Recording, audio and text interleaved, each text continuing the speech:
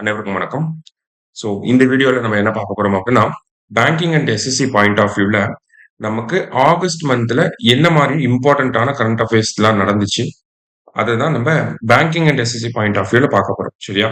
ஒவ்வொரு தலைப்புகளா நம்ம பார்க்க போறோம். இதுல முதல் தலைப்பு என்ன இருக்கு அப்படின்னு சொல்லி பார்த்தீங்கன்னா, நேஷனல் அப்பாயின்ட்மென்ட்ஸ் அப்படிங்கிறது. சரியா? ஸோ ஃபர்ஸ்ட் என்ன குடுத்திருக்காங்கன்னா, டெப்யூட்டி நேஷனல் செக்யூரிட்டி அட்வைசர் அப்படின்னு சொல்லி குடுத்திருக்காங்க. ஸோ யார அப்பாயிண்ட் பண்ணியிருக்காங்கன்னா, டெப்யூட்டி நேஷனல் செக்யூரிட்டி அட்வைசரா அனீஷ் தயால் சிங் அப்படிங்கிறவங்கள அப்பாயிண்ட் பண்ணியிருக்காங்க. ஸோ நமக்கு நேஷனல் செக்யூரிட்டி அட்வைசர்னா யாருன்னு தெரியும். யாரு? அஜித் தோவல். அதாவது நம்ம பிரைம் மினிஸ்டர் மோடி வந்ததுல இருந்து நேஷனல் செக்யூரிட்டி அட்வைசரா இருக்கிறது யாருன்னா அஜித் தோவல். அவருக்கு டெப்யூட்டியா இப்ப யாரு கொண்டு வந்திருக்காங்கன்னா, அனீஷ் தயால் சிங் அப்படிங்கிறவங்க கொண்டு வந்திருக்காங்க. சரியா? அடுத்தது director of Vikram Sarabhai space centre VSSC. Vikram Sarabhai space centre எங்க இருக்குன்னா கேரளால திருவனந்தபுரத்துல வந்து இருக்கு. சரிங்களா? இதனுடைய டைரக்டரா யார் வந்திருக்காங்கன்னா டாக்டர் ஏ ராஜராஜன் அப்படிங்கிறவங்கள அப்பாயிண்ட் பண்ணியிருக்காங்க. சரியா? அடுத்தது 22nd கவர்னர் ஆஃப் நாகாலாந்து அப்படின்னு சொல்லியிருக்காங்க. சோ நாகாலாந்தோட கவர்னர் ஆல்ரெடி இருந்தவர் யார் அப்படின்னு சொல்லி பாத்தீங்கன்னா நமக்கு ல கணேசன் அப்படின்னு சொல்லி சொல்லுவாங்க. ஓகேவா? தமிழ்நாட்டை சேர்ந்தவர் தான் இல கணேசன் அப்படின்னு சொல்லி நம்ம செய்தித்தாள்ல பார்த்திருப்போம். சோ இவர் வந்து சமீபத்துல இறந்துட்டாரு. அது கூட நம்ம ஒபிச்சுவரிஸ்ல பார்ப்போம். சோ இவங்க இறந்துட்டாங்க. அதனால மணிப்பூர் கவர்னரா இருக்கக்கூடிய அஜய்குமார் பல்லா அவருக்கு அடிஷனல் சார்ஜா நாகாலாந்தோட கவர்னர்ஷிப் வந்து கொடுத்திருக்காங்க. சோ அதனால அவரு governor of Nagaland 22nd governor of நாகாலாண்டா வந்திருக்காங்க. யாரு? அஜய்குமார் பல்லா அப்படிங்கிறவங்க. யாரை ரீப்ளேஸ் பண்ணிருக்காங்க? இறந்து போன கவர்னர் லா கணேசனை ரீப்ளேஸ் பண்ணிருக்காங்க. சரியா? அடுத்தது president of boxing federation of India அப்படின்னு சொல்லி கேட்டிருக்காங்க. யார் அப்பாயிண்ட் பண்ணிருக்காங்க அப்படின்னா அஜய் சிங் அப்படிங்கிறவரு அப்பாயிண்ட் பண்ணிருக்காங்க. சரியா? Next 89th grandmaster of India யாருன்னா ரோஹித் கிருஷ்ணா. இதுக்கு முன்னாடி 88th கிராண்ட் மாஸ்டர் நம்ம பார்த்திருப்போம். அவங்க யாருன்னா திவ்யா தேஷ்முக். ஓகேவா? திவ்யா தேஷ்முக் தான் வந்து 88th கிராண்ட் மாஸ்டர். இந்தியாவிலே 4 விமன் கிராண்ட் மாஸ்டர்ஸ் தான் இருக்காங்க. அதுல லாஸ்டா வந்தவங்க தான் யாரு? இந்த திவ்யா தேஷ்முக் அப்படிங்கிறவங்க. ஃபிடே விமன்ஸ் வேர்ல்டு கப் வந்து வின் பண்ணியிருப்பாங்க. சரியா? ஃபிடே விமன்ஸ் வேர்ல்டு கப் எங்க நடந்துச்சுன்னா ஜார்ஜியால நடந்திருக்கும். ஓகேவா? அங்க வின் பண்ணியிருப்பாங்க. அது மூலியமா 88th கிராண்ட் மாஸ்டர் ஆஃப் இந்தியாவா வந்திருப்பாங்க. இப்ப 89th யாருன்னா ரோஹித் கிருஷ்ணா. சரியா? அடுத்தது மிஸ் யூனிவர்ஸ் இந்தியா 2025 அப்படின்னு சொல்லியிருக்காங்க. யார் மிஸ் யூனிவர்ஸா வந்திருக்காங்கன்னா மணிகா விஸ்வகர்மா அப்படிங்கிறவங்க. சரியா?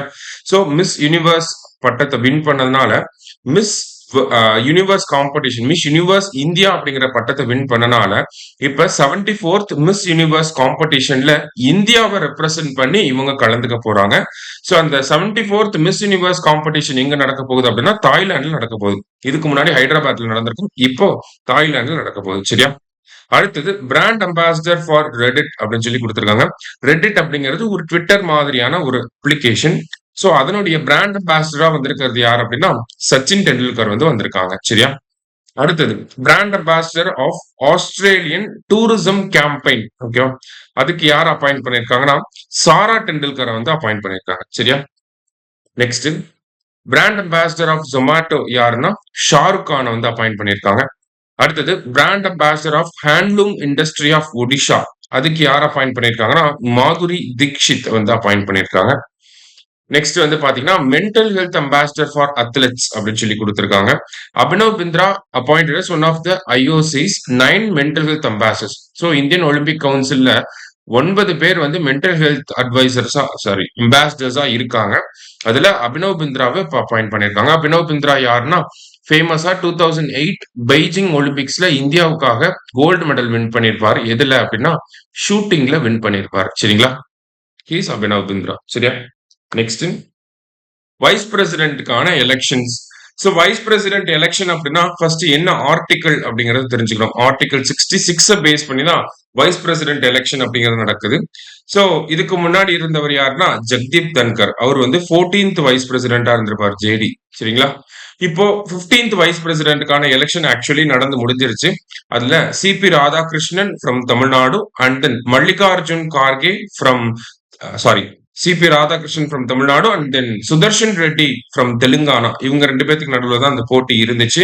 இவென்ச்சுவலி யார் வின் பண்ணிருக்காங்கன்னா CP Radhakrishnan from Tamil Nadu win பண்ணிருக்காரு. 15th வைஸ் பிரசிடென்ட் ஆஃப் இந்தியாவா சிபி ராதாகிருஷ்ணன் வந்திருக்காங்க. சரியா? சோ தமிழ்நாட பொறுத்த வரைக்கும் பாத்தீங்கன்னா இது வரைக்கும் 3 வைஸ் பிரசிடென்ட்ஸ் வந்து வந்திருக்காங்க. ஃபர்ஸ்ட் இந்தியாவோட first vice president Sarvepalli Radhakrishnan. ஓகேங்களா, சர்வப்பள்ளி ராதாகிருஷ்ணன் 1952ல இருந்து 1962 வரைக்கும் இந்தியாவோட ஃபர்ஸ்ட் வைஸ் பிரசிடென்டா இருந்திருப்பாரு. அதுக்கப்புறமா ஆர் வெங்கட்ராமன். சரிங்களா, ஆர் வெங்கட்ராமன் இந்தியாவோட 7th வைஸ் பிரசிடென்டா இருந்திருப்பாரு. இவர் வந்து 1984ல இருந்து 87 வரைக்கும் இருந்திருப்பார். இப்போ இந்தியாவோட 15th வைஸ் பிரசிடென்டா சிபி ராதாகிருஷ்ணன் வந்திருக்காங்க. சரியா, அடுத்தது இன்டர்நேஷனல் அப்பாயின்மெண்ட்ஸ் அதுல ரிலேட்டடா இருக்கக்கூடியதை பார்க்கிறோம். First prime minister of Myanmar யாருன்னா யூனோசா அப்படிங்கிறவர் பிரைம் மினிஸ்டர் ஆஃப் மியான்மரா வந்திருக்கிறாங்க. ரீசெண்டா பாத்தீங்கன்னா நேபாள்ல கூட ஒரு ஆட்சி மாற்றம். யாருன்னா கேபி சர்மா ஓலி அப்படிங்கிற அந்த பிரைம் மினிஸ்டர் ரிசைன் பண்ணிட்டார் பிகாஸ் ஆஃப் ஜென்சி ப்ரொடெஸ்ட். இப்போ யார் வந்திருக்காங்கன்னா நேபாளோட பிரைம் மினிஸ்டரா சுஷீலா கார்கி அப்படிங்கிறவங்க வந்திருக்காங்க. சுஷீலா கார்கி தான் யார் அப்படின்னு சொல்லி பாத்தீங்கன்னா நேபாளோட ஃபர்ஸ்ட் விமன் பிரைம் மினிஸ்டரா இருக்காங்க. ஓகே, நேபாளோட first women prime minister Sushila Karki. இவங்க ஆல்ரெடி ஒரு சீஃப் ஜஸ்டிஸா இருந்திருப்பாங்க எங்கன்னா நேபாள்ல. சரியா, சோ இதையும் நம்ம அடிஷனலா தெரிஞ்சுக்கிறோம். Vice president of new development bank யாரு அப்படின்னு சொல்லி பாத்தீங்கன்னா டாக்டர் ராஜீவ் ரஞ்சன் அவரை வந்து அப்பாயிண்ட் பண்ணியிருக்காங்க. நியூ டெவலப்மெண்ட் பேங்க் பொறுத்த வரைக்கும் 2014ல வந்திருக்கும். Based on Fortaleza declaration. சரியா, ஃபோர்டலைசா டிக்ளரேஷனை பேஸ் பண்ணி நமக்கு வந்ததுதான் இந்த நியூ டெவலப்மெண்ட் பேங்க். சரியா, சோ ரீசெண்டா 2 மெம்பர்ஸ் வந்து இதுல ஜாயின் பண்ணிருப்பாங்க நியூ டெவலப்மெண்ட் பேங்க்ல.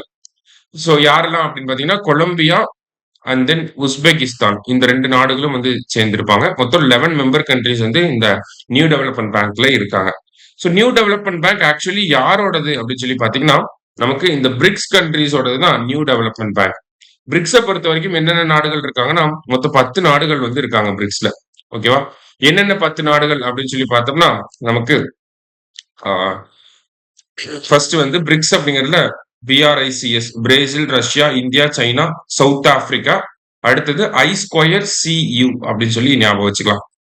Iran, Indonesia, Saudi Arabia, Egypt, Ethiopia, UAE இவங்களாம் தான் அந்த 10 நாடுகளாக இருக்காங்க. இல்ல இன்னும் சவுதி அரேபியா மட்டும் அபிஷியலா இன்னும் வெயிட்டிங் டு ஜாயின். சரியா, அடுத்தது எக்ஸிகியூட்டிவ் டைரக்டர் ஆஃப் IMF அப்படின்னு சொல்லியிருக்காங்க. யார் அப்பாயிண்ட் பண்ணியிருக்காங்கன்னா உர்ஜித் பட்டேல வந்து அப்பாயிண்ட் பண்ணியிருக்காங்க. உர்ஜித் பட்டேல் நமக்கு தெரியும் RBI கவர்னரா இருந்திருப்பாரு. எப்போ அப்படின்னு சொல்லி பாத்தீங்கன்னா 2016 to 18ல RBI கவர்னரா இருந்தவர் தான் உர்ஜித் பட்டேல். சரியா, அடுத்தது நேஷனல் நியூஸை வந்து பார்க்க போறோம். அதுல ஃபர்ஸ்ட் வந்து பாத்தீங்கன்னா ஆன்லைன் கேமிங் பில் அப்படிங்கறத பார்லிமெண்ட் வந்து பாஸ் பண்ணியிருக்காங்க. ஆன்லைன் கேமிங் ஆக்டா மாறிடுச்சு இப்போ. சோ இந்த ஆக்ட்ல என்ன சொல்றாங்க அப்படின்னா ஒரு விஷயத்த ப்ரமோட் பண்றாங்க, ஒரு விஷயத்த பேன் பண்றாங்க. எதை ப்ரமோட் பண்றாங்கன்னா ஸ்போர்ட்ஸை ப்ரமோட் பண்றாங்க. ஸ்போர்ட்ஸ்னா என்ன, நமக்கு FIFA விளையாடுவோம், பெஸ் விளையாடுவோம், கேம்ஸ், கிரிக்கெட் கேம்ஸ் விளையாடுவோம், ரியல் கிரிக்கெட் அதெல்லாம். சோ அது எல்லாமே ஸ்போர்ட்ஸ் அப்படின்னு சொல்றாங்க. இதெல்லாம் ஸ்கில்ல பேஸ் பண்ணி இருக்கக்கூடிய கேம்ஸ். ஓகேவா, அடுத்ததா ஆன்லைன் கேம்ஸ், அதாவது ரியல் மணி கேம்ஸ் அப்படின்னு சொல்லுவாங்க. ரம்மி சர்க்கிள், ட்ரீம் 11 இதெல்லாமே வந்து சான்ஸ பேஸ் பண்ணி இருக்கக்கூடிய கேம்ஸ். ஓகேவா, இது ஸ்கில்ல பேஸ் பண்ணி இருக்கக்கூடிய கேம்ஸ் ஸ்போர்ட்ஸ்ங்கிறது. ஆனா ரம்மி சர்க்கிள் அப்படிங்கிறது சான்ஸ பேஸ் பண்ணி, நம்ம லக்க பேஸ் பண்ணி இருக்கக்கூடிய கேம்ஸ்.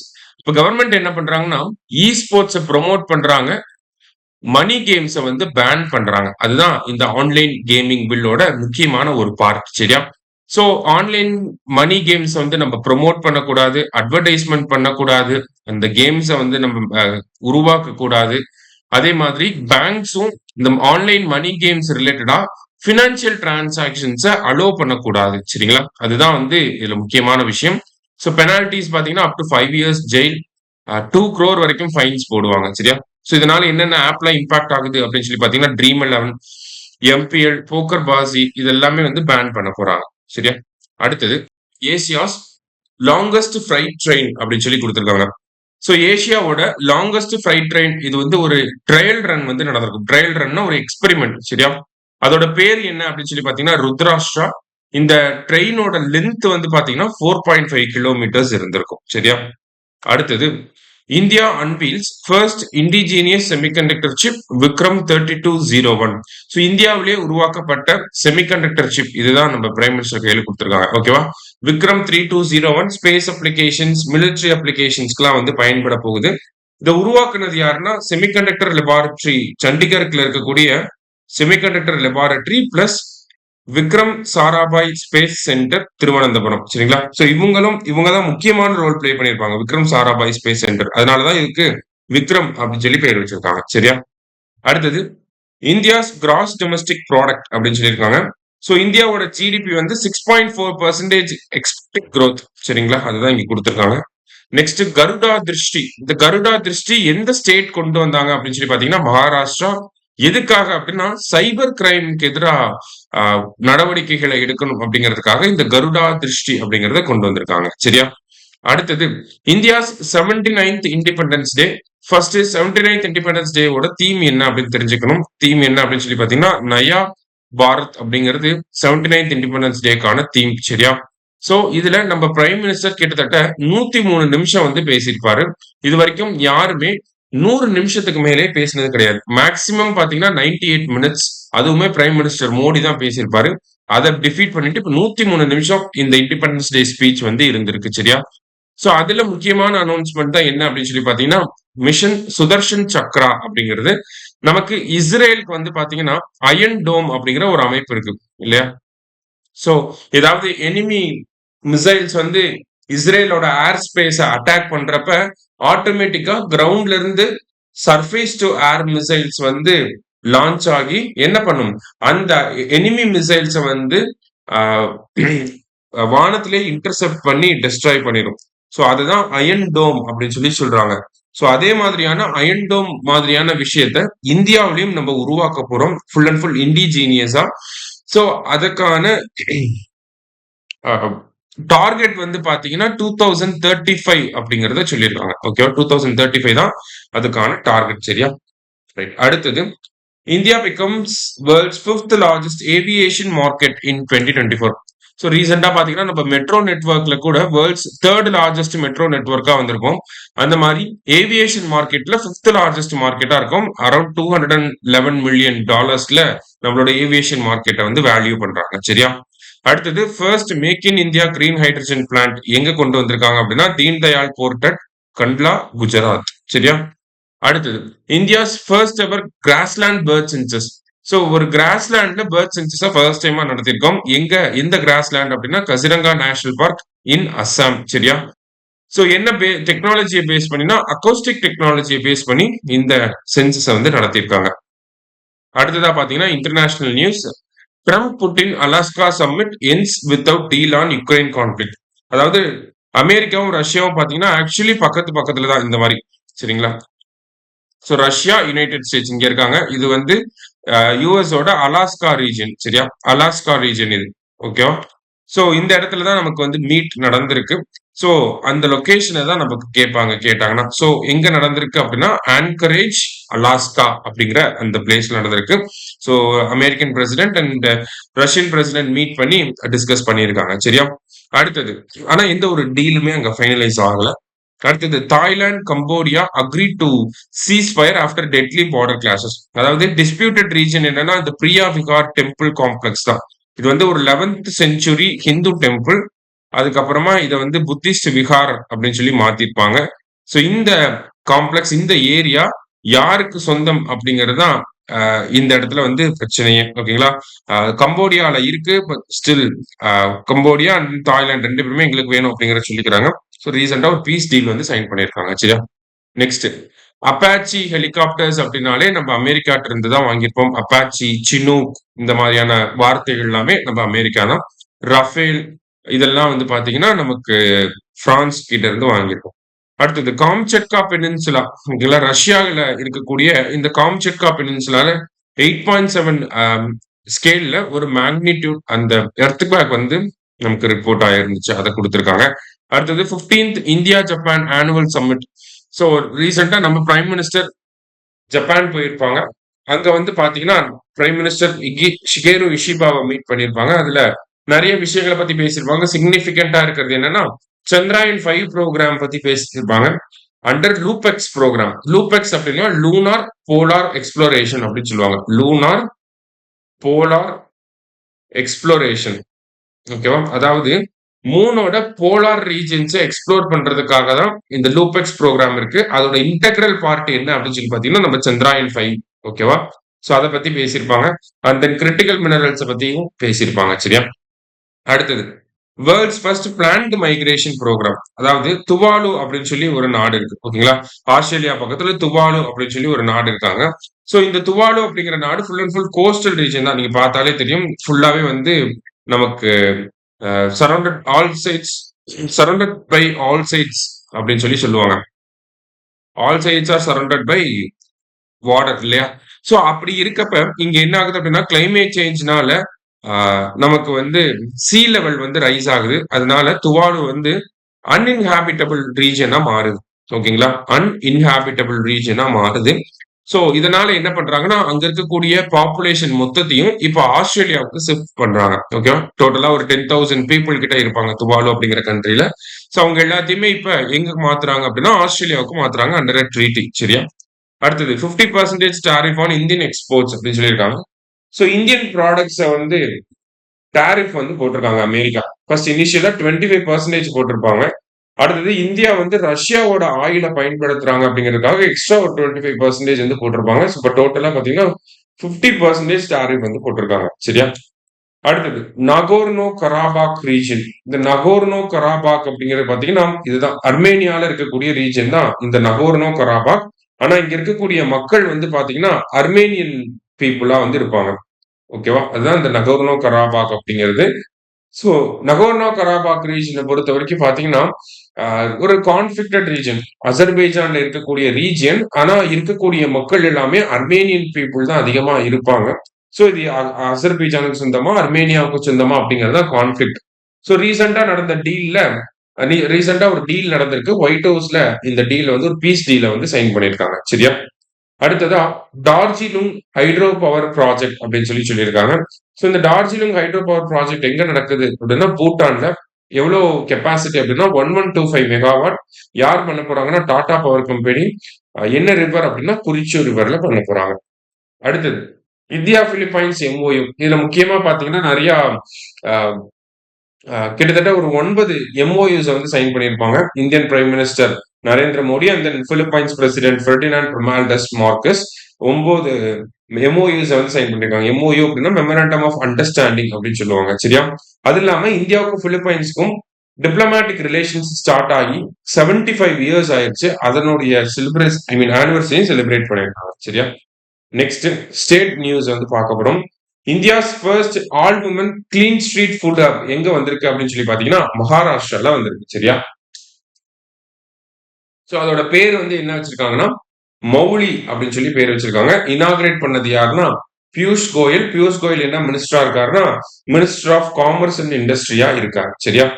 அடுத்ததான் வந்து பாத்தீங்கன்னா made in India battery electric vehicles by Vitara அப்படின்னு சொல்லி கொடுத்திருக்காங்க. சோ சுசுகி கம்பெனி வந்து இந்த வித்தாரா அப்படிங்கிற ஒரு எலக்ட்ரிக் வெஹிக்கிளை வந்து லான்ச் பண்ணிருக்காங்க. உங்களோட Hansalpur plant in Gujarat. So அது வந்து full and full made in India வெஹிக்கிளா இருக்கு. சரியா? அடுத்தது India's first 100% digitally literate state அப்படின்னு சொல்லி கேட்டிருக்காங்க. சோ இந்தியாவோட ஃபர்ஸ்ட் 100% டிஜிட்டலி லிட்டரேட் ஸ்டேட் எது அப்படின்னு சொல்லி பாத்தீங்கன்னா கேரளா. ஒய் அப்படின்னு சொல்லி பாத்தீங்கன்னா அங்க ப்ராஜெக்ட் டிஜி கேரளா அப்படிங்கிற ஒரு ப்ராஜெக்ட் ஸ்டார்ட் பண்ணிருப்பாங்க. அதன் மூலியமா அங்க இருக்கக்கூடிய ஓல்ட் ஏஜ் பீப்புள் எல்லாருக்குமே எப்படி மொபைல் யூஸ் பண்ணணும், எப்படி கம்ப்யூட்டர்ஸ் யூஸ் பண்ணணும் அப்படிங்கறத சொல்லி கொடுத்திருப்பாங்க. அது எல்லாமே அந்த ப்ராஜெக்ட் சக்சஸ்ஃபுல்லா முடிஞ்சனால 100% அந்த கேரளாவில் இருக்கக்கூடிய எல்லாருக்குமே டிஜிட்டல் லிட்ரஸி இருக்கு அப்படிங்கறத சொல்லியிருக்காங்க.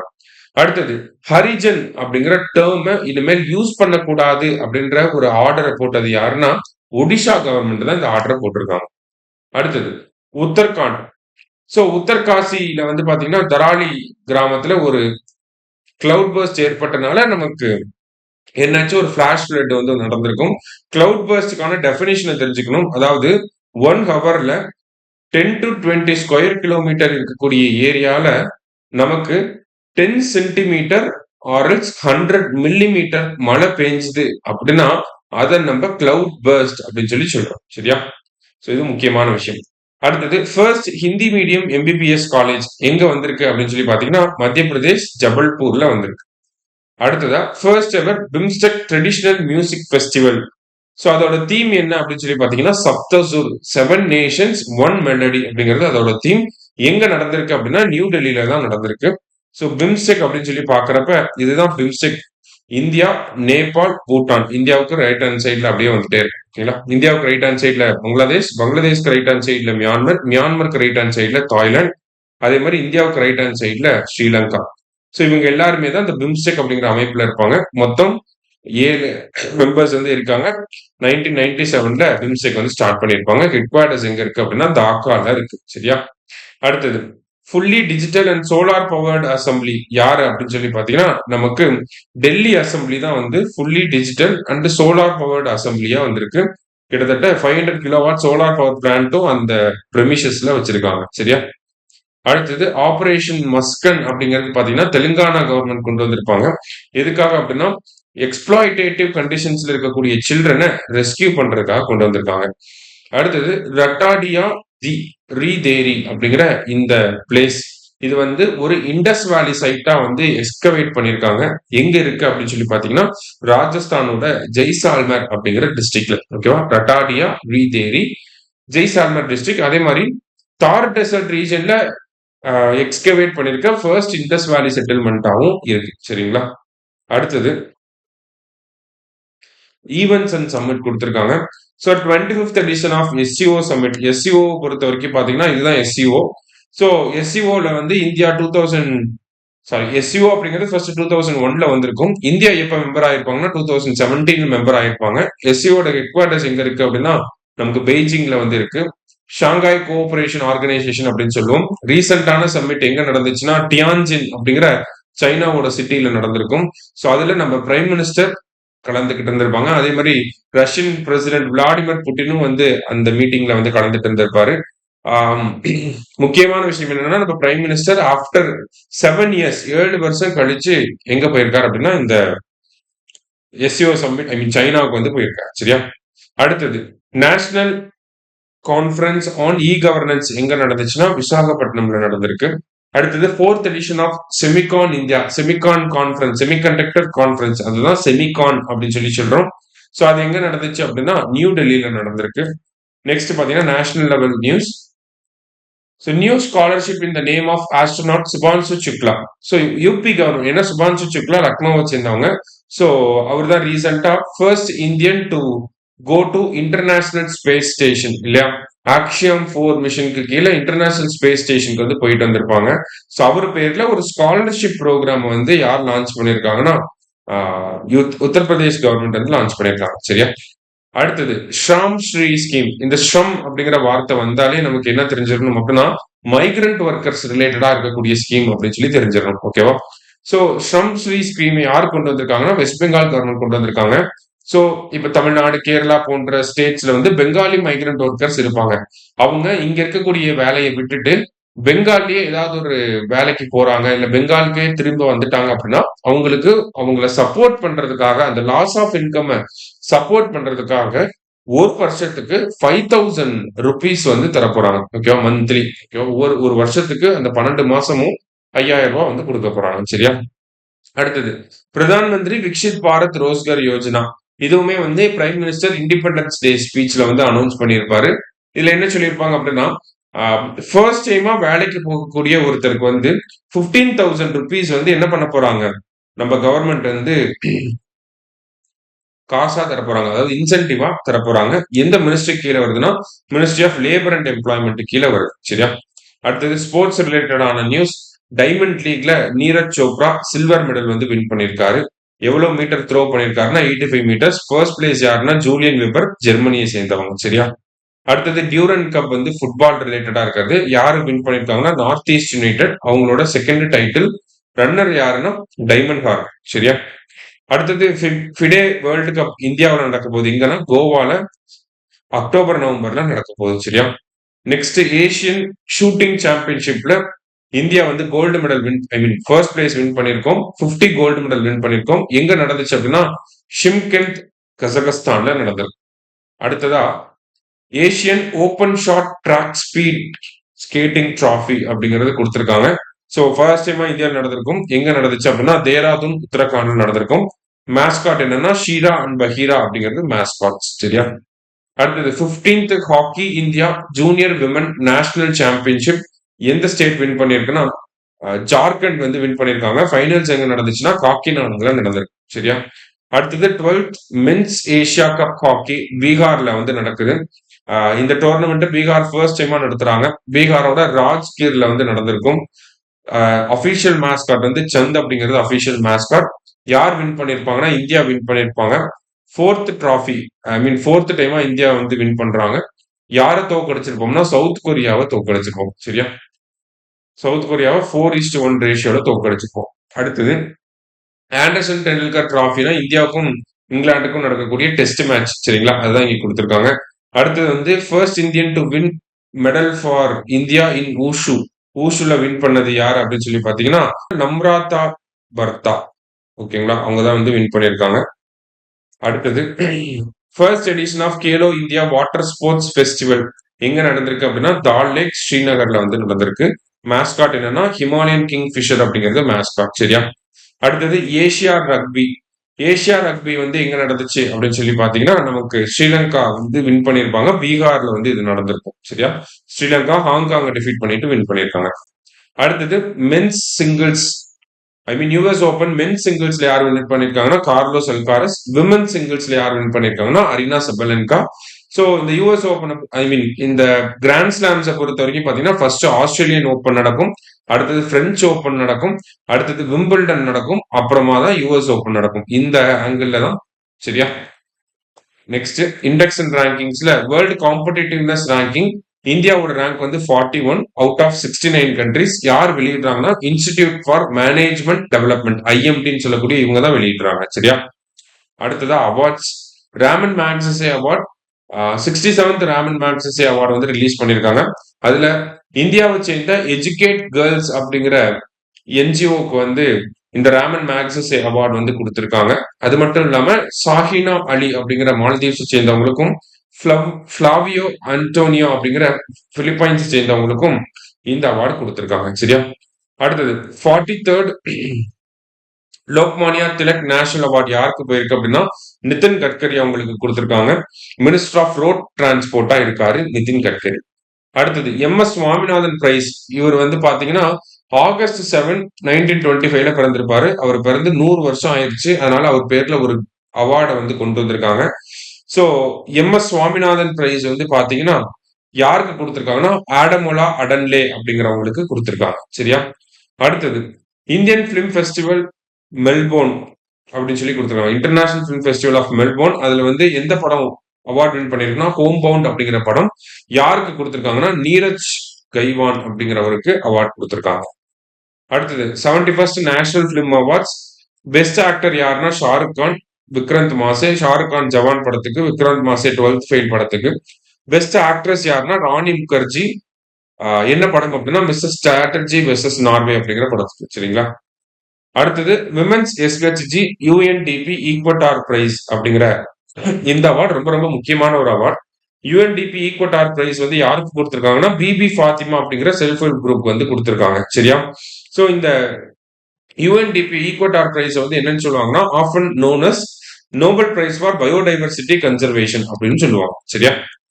அடுத்தது மிலிட்டரி எக்ஸசைசஸ் யுத்த அபியாஸ்னா இந்தியா யூஎஸ்க்கு நடக்கிறது. எங்க நடந்துச்சுன்னா அலாஸ்கால நடந்திருக்கும். எக்ஸசைஸ் மைத்ரி அப்படிங்கிறது இந்தியாவுக்கும் தாய்லாந்துக்கும் நடக்கிறது. எங்க நடந்துச்சு அப்படின்னா மேகாலயாவில் நடந்திருக்கு. அப்புறமா ஸ்லீனக்ஸ் அப்படின்னு சொல்லி பாத்தீங்கன்னா இந்தியாவுக்கும் ஸ்ரீலங்காவுக்கும் நடக்கிறது. எங்க நடந்துச்சுன்னா கொழும்புல வந்து நடந்திருக்கும். அடுத்தது எக்ஸசைஸ் போல்டு குருக்ஷேத்ரா அப்படிங்கிறது இந்தியாவுக்கும் சிங்கப்பூருக்கும் ஜோத்பூர்ல வந்து நடந்திருக்கும். அடுத்தது சிம்பெக்ஸ் அப்படிங்கிறது சிங்கப்பூருக்கும் இந்தியாவுக்கும் நடந்த மேரிடைம் எக்ஸசைஸ். சரியா? நெக்ஸ்ட் எக்ஸசைஸ் சக்தி 8th எடிஷன் வந்து பாத்தீங்கன்னா பிரான்ஸ்ல வந்து நடந்திருக்கு. இது இந்தியாவுக்கும் பிரான்ஸுக்கும் நடக்கக்கூடியது. அடுத்தது நோமேடிக் எலிஃபண்ட் அப்படின்னா இந்தியாவுக்கும் மங்கோலியாவுக்கும் நடக்கக்கூடிய எக்ஸசைஸ் உலன் பத்தார் மங்கோலியால நடந்திருக்கு. சரிங்களா? அடுத்தது சயின்ஸ் அண்ட் டெக் ரிலேட்டடா யுரேனஸோட 29th மூனை வந்து கண்டுபிடிச்சிருக்காங்க. யார் கண்டுபிடிச்சிருக்காங்கன்னா நாசாவோட ஜேம்ஸ் வெப் டெலஸ்கோப். சாட்டர்னுக்கு தான் அதிக நம்பர் ஆஃப் மூன்ஸ் வந்து இருக்கு. அதுதான் சேட்டலைட்ஸ் அப்படின்னு சொல்றோம். டோட்டலா 274 சேட்டலைட்ஸ் வந்து இருக்கு. அடுத்தது பாரதிய அந்தாரிக் ஸ்டேஷன் பை 2035 அப்படின்னு சொல்லி கொடுத்திருக்காங்க. ஸோ இந்த பாரதிய அந்தாரிக் ஸ்டேஷன் அப்படிங்கிறது இந்தியாவுக்கான ஓன் ஸ்பேஸ் ஸ்டேஷன். ஓகேங்களா, இன்டர்நேஷனல் ஸ்பேஸ் ஸ்டேஷன். ஸோ அதை வந்து நம்ம இந்தியாவுக்கான ஓன் ஸ்பேஸ் ஸ்டேஷன் ஐஎஸ்எஸ் மாதிரி அதை நம்ம 2035 பில்ட் பண்ணணும் அப்படிங்கிறது டார்கெட். சரியா? அடுத்தது டீப் ஓஷன் மிஷன். ஸோ இந்தியாவை சேர்ந்தவங்க இந்த ஃப்ரெண்ட்ஸ் சப்மரைன் நௌடைல்ல இருந்து அட்லாண்டிக் ஓஷன்ல டைவ் பண்ணி அரௌண்ட் 5000 மீட்டர்ஸ் கடலுக்கு அடியில வந்து போயிருக்காங்க. யார் போயிருக்காங்க அப்படின்னா ஜதிந்தர் பால் சிங் அப்படிங்கிறவரும் ராஜு ரமேஷ் அப்படிங்கிறவங்களும் கடலுக்கு அடியில போயிருக்காங்க. சரியா? 5000 மீட்டர்ஸ். அடுத்தது ஹோப் அப்படிங்கிற இந்த ஹியூமன் அவுட்டர் பிளானட்டரி எக்ஸ்ப்ளோரேஷன் எங்க இஸ்ரோ செட்டப் பண்ணியிருக்காங்கன்னா லடாக்ல வந்து செட்டப் பண்ணியிருக்காங்க. சரியா? அடுத்தது important books why constitution matters அப்படிங்கிறது ஜஸ்டிஸ் டிஒய் சந்திரஜோத் எழுதியிருக்காங்க. இந்த man who fed India MS. Swaminathan பத்தின புக்கு பிரியம்பட ஜெயக்குமார் எழுதியிருக்காங்க. அடுத்தது ரைஸ் ஆஃப் ஹிட்மேன் அப்படிங்கிற ரோஹித் சர்மா பத்தின புக் வந்து ஆர் கௌஷிக் எழுதியிருக்காங்க. கன் டவுன் அப்படிங்கிற புக்கை வந்து எழுதினது சந்தீப் மிஸ்ரா. கான்சைன்ஸ் நெட்வொர்க் அப்படிங்கிறது நம்மளோட எமர்ஜென்சி டைம்ல இருந்ததை பத்தின புக்கு. அது எழுதினது யாருன்னா சுகந்தா ஸ்ரீனிவாச ராஜு. இன் பிரைஸ் ஆஃப் கொலிஷன் பாலிடிக்ஸ் அப்படிங்கிற புக் எழுதினது யாருன்னா மனோஜ் கேஜா அப்படிங்கிறவர் எழுதியிருக்காரு. சரிங்களா? அடுத்து லாஸ்டா இம்பார்ட்டன்ட் டேஸ் வந்து பாத்தீங்கன்னா Hiroshima August 6, Nagasaki August 9, national handloom day August 7. இந்த வருஷத்துக்கான தீம் என்னன்னா handlooms empowering women empowering the nation. அடுத்தது world tribal day August 9. Theme என்னன்னா indigenous people and artificial intelligence அப்படிங்கிறது. World biofuel day 10th August. Biofuels as sustainable pathway to net zero அப்படிங்கிறது இந்த வருஷம் theme. அடுத்தது இன்டர்நேஷனல் யூத் டே வந்து 12th August. Local youth actions for SDG and beyond அப்படிங்கிறது இந்த வருஷத்துக்கான theme. World elephant day 12th August. Bringing the world together to help elephants அப்படிங்கிறது இந்த வருஷத்துக்கான theme. So world lion day வந்து பாத்தீங்கன்னா August 10. சரியா? அடுத்தது பார்ட்டிஷன் ஹாரர் ரிமெம்பரன்ஸ் டே வந்து August 14. நெக்ஸ்ட் வேர்ல்டு போட்டோகிராஃபி டே August 19. நேஷனல் ஸ்பேஸ் டே வந்து August 23. இந்த வருஷத்துக்கான தீம் என்ன அப்படின்னு சொல்லி பாத்தீங்கன்னா Aryabhata to Gaganyaan ancient wisdom to infinite possibilities அப்படிங்கிறது. நேஷனல் ஸ்போர்ட்ஸ் டே வந்து August 29. சரியா? நெக்ஸ்ட் ஆபிச்சுவரிஸ்ல வந்து பாத்தீங்கன்னா இல கணேசன் கவர்னர் ஆஃப் நாகாலாண்டா இருந்தாரு. அடுத்தது சிபு சோரன் வந்து பாத்தீங்கன்னா ஜார்க்கண்ட் முக்தி மோர்ச்சா பார்ட்டியோட லீடர், முன்னாள் former chief minister of Jharkhand, அவர் வந்து இறந்துட்டாரு. நெக்ஸ்ட் மிசலேனியஸ்ல பாத்தீங்கன்னா ஆபரேஷன் ஃபால்கான் அசாம் கவர்மெண்ட் வந்து போட்டிருக்காங்க இந்த ரைனோ போச்சர்ஸை வந்து ஐடென்டிஃபை பண்ணி அவங்களை அரெஸ்ட் பண்றதுக்காக. சரியா? லாஸ்டா ஆண்டா சிமாரியா ப்ராஜெக்ட் வந்து பீகார்ல கங்கை நதி மேல கட்டப்பட்ட ஒரு பிரிட்ஜ். ஓகேங்களா? கேபிள் ஸ்டேட் பிரிட்ஜா இருக்கும். ஸோ அதுதான் இங்க கொடுத்துருக்காங்க. அடுத்தது சித்வேனி ரபுகா, இவர் யாருன்னா நம்மளோட ஃபிஜி நாட்டோட பிரைம் மினிஸ்டர் இந்தியாவை வந்து விசிட் பண்ணியிருக்காங்க. சரியா? ஸோ இந்த பிடிஎஃப்ல நம்ம ஆகஸ்ட் மந்த்துக்கு உண்டான எல்லாத்தையுமே பார்த்துருக்கோம். பிடிஎஃப் வந்து நம்ம அட்டாச் பண்ணியிருக்கோம், எடுத்து யூஸ் பண்ணிக்கோங்க. சரியா? தேங்க்யூ.